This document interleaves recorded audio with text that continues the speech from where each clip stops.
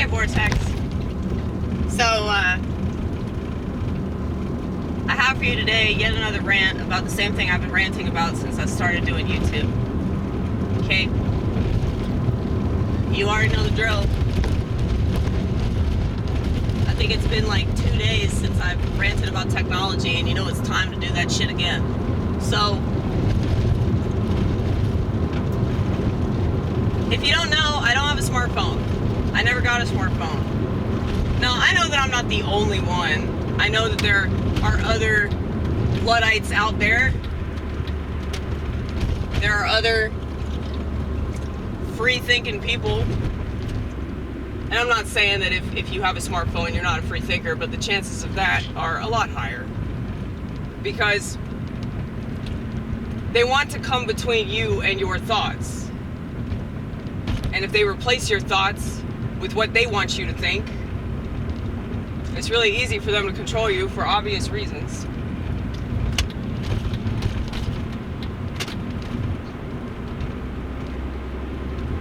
Now, I'm doing this because I want to help people and I want to save them from hellfire and damnation. Okay? There are a lot of Catholics out there that believe that the only way to make it into the kingdom of heaven is to become Catholic. I don't believe that. I'm Orthodox. I do think that the narrow gate does involve a certain type of Christianity that involves both faith and works. And I think that that's the issue with the Protestant religion, is that they don't think that doing works matters at all because they consider Jesus Christ to have done the work already. Now, I will say that when it comes to pride, a lot of people can be prideful in their works, and you know that I can be a little bit prideful about not having a smartphone. I think that the narrow gate, now of course this is my own interpretation, okay? So, sola scriptura. And I've gotten into arguments with my priest about it too. Probably because my priest has a smartphone, so naturally he's not going to agree with me. People that have a smartphone don't want to agree with me because I'm talking about them specifically. Now, I don't know. I don't know if this is true. This is just my own speculation, okay? This is why I don't preach in a church. It's not just because I agree with Paul. It's because it's kind of fucked up. You know, I'm too much of a Robert Frost kind of liberal to preach. I mean, I do this. This is art. It's okay if it's art, but if it's anything else, I feel like it's wrong. Because I could be wrong, man. I could be wrong. That government tracking device that everybody feels the need to carry around in their pocket that's constantly modifying their behavior and making them more dependent on it than any drug I've ever seen in my life, you know? Maybe that's not the Antichrist.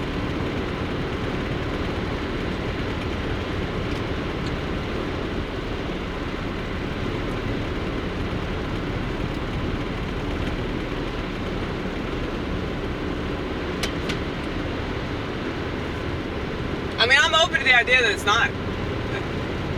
But I will say that my aversion to it probably has to do with that belief that I have. So whenever people get on to me for not having one, I get so angry I want to spit nails because that's how I see it. And you can't tell me that it's not coming between you and your relationship with God. You can't tell me that shit. I mean, I think that technology is designed to wipe us out. They could rely on society to not give a shit about that, you know? Because society loves to complain. They love to complain when things are hard, when things are, this life's been difficult, they complain. And they don't see the value of the difficulty, and they don't see the value of the challenge, and they don't see the value of things not being what they want them to be. Honey, I've been used to that my entire life. Because I got solutions to problems that make so much sense. But people don't listen to me because I don't match my socks, you know? It's an optics situation. People care more about their physical appearance than anything else. And that's why there's body positivity. If they had introduced the idea of body positivity when they were brainwashing women to be a size 2, and now you got all these anorexic women, bulimic women, women that are cutting themselves because they don't look like some fucking model that starves herself and is snorting cocaine every 15 minutes, okay? If they had introduced that back then, people wouldn't be complaining about it. But see, this is the problem with the tiny dot people. That's what I call the majority of society. They're tiny dot people. They don't care about the bigger picture. That's why I don't get on to people for being obese. First of all, I don't have to deal with that. You know, I have the opposite problem. Ooh! There's a Mini Cooper. That's a pretty ass Mini Cooper too. It's blue. It's like electric blue. Don't get jealous, thelonious. Don't get jealous. I'm not gonna trade you. Okay? My Mini Cooper is like a cream color. It's so cool. I wonder if other people notice, like other Mini Cooper drivers notice them as much as I do. It's like gaydar or something.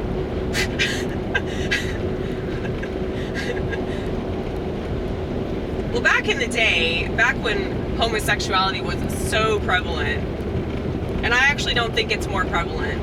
I think that people just think that they're gay because it's being pushed in the culture and it's widely accepted. And gay marriage is fucking legalized, and you can just go to a Protestant church and marry somebody of the same gender and then, you know, divorce them 3 months later because you're not really serious because you're gay, okay? You can get mad at that all you want, but the number of gay couples that like actually believe in like sticking it out are very, very low, okay? Now I do think that's not just a gay problem, but I think that that's one of the reasons why they push that in the culture was because they know that gays like to fuck a lot. They do. They do. Even when they get some disease, they still can't stop doing it. But I'm not being judgmental, okay? I was talking to this friend of mine, she's a lesbian. Yes, I do have friends that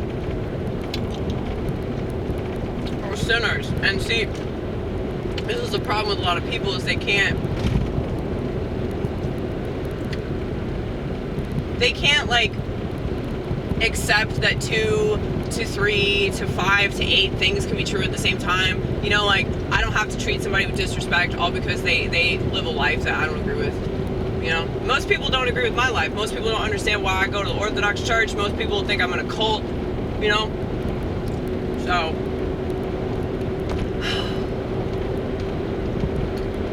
anyway, what was I talking about? What she said yesterday, it was so fucking funny, dude. Yeah, that was one of the funniest things I've ever heard. She said, you know, I love my wife and all, but if something happened, I'd be fine.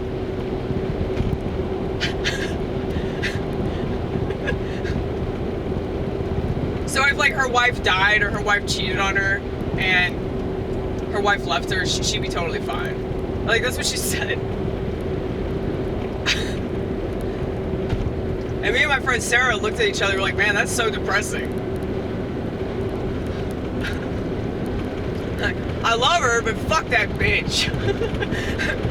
I'd be fine if she died, you know, whatever.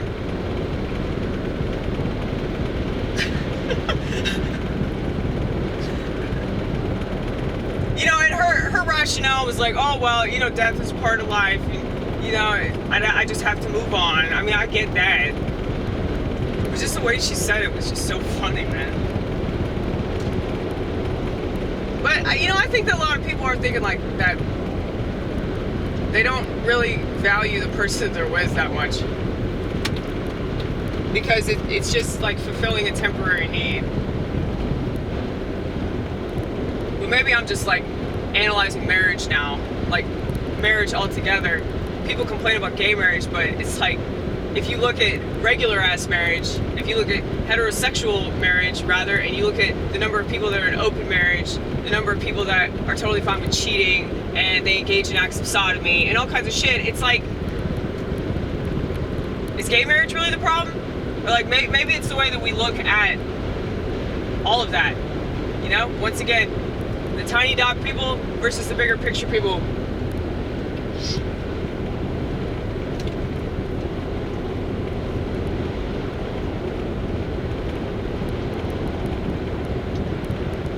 But,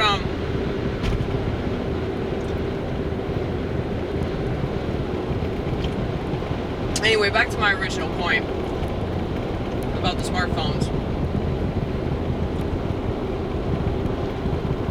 When Revelations talks about the mark of the beast, a lot of people, want to interpret that a certain way, and I realize that I'm in danger of that.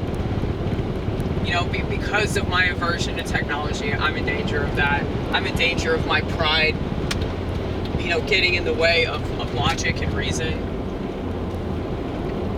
And then just because, like, I believe that, a mark on the hand, a mark on the forehead. I mean, everything that you're doing with your hands is going to affect what's in your head. People don't see it that way because they don't want to. They're like creaming themselves over Elon Musk's decision to buy Twitter. They're creaming themselves. Why are you so excited about fucking Twitter, dude? I haven't done this joke yet, but I like to do physical jokes. I think physical jokes are funny, so I gotta work on this. But, I see Twitter as some sort of carrot. And the fact that you have all these conservatives that are, like, crazy excited about Twitter.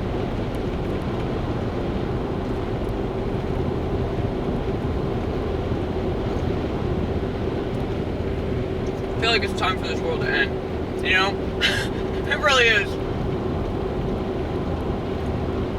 I mean, you don't have to tell me that Twitter could be useful. I mean, I used Twitter to figure out what the fuck Donald Trump was doing. So that was very helpful for me. And if you follow the right people, I mean, I'm not even on the site. Because if you're not on the site, you can look at a bunch of people's tweets, like you won't get blocked or anything. It's actually really brilliant. Because when you're on the outside, if you use social media the right way, you'll be a fucking genius. Most people don't know how to use social media in the right way. So they're just like getting annihilated because of it. And they think that if they got booted off Twitter, that means that they're some kind of martyr. I mean, this is what I'm talking about. And there are people that I quite like a lot that are excited about that. And it makes me like them a lot less. And I'm sure that my criticism of that is going to bring out a lot of knives. And they're going to stab me with, you're ugly, bitch! You're ugly! You look like a feminist! I know I look like a feminist. That's how I can reach so many people. Because if I look like them,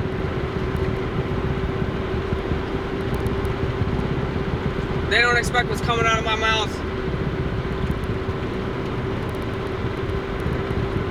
I mean, it's brilliant. It's a brilliant comedy tactic that people that aren't in the spirit don't understand because, like I said, tiny dot people.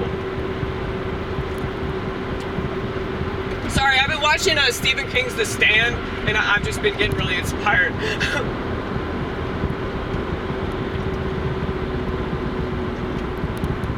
So I hung out with my friend Todd last night. We watched like the first I guess it's like a 6-hour miniseries. We watched like the first 2 hours of it. Gary Sinise is so hot, man. Gary Sinise is like the hottest actor ever. And Todd was like, it's because of his masculinity. Totally, man. Totally. Masculinity is so hot. It's not toxic at all. Okay? It's not toxic.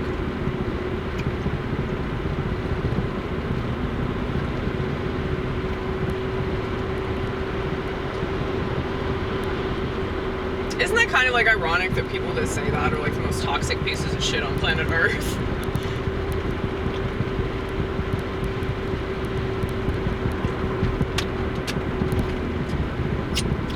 Anyway.